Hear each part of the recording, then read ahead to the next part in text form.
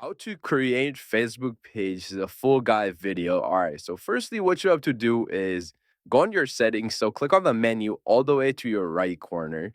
Once you click on that, what you have to do is you have to click on create new profile or page. Click on that. Now from here, you're gonna have two options. So you can put a personal profile or a public page. So me, I'm gonna put a public page.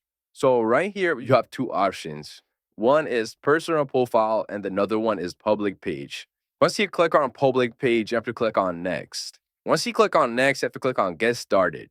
From here, you're gonna have to choose the page name. So me, I'm gonna put Instructify page.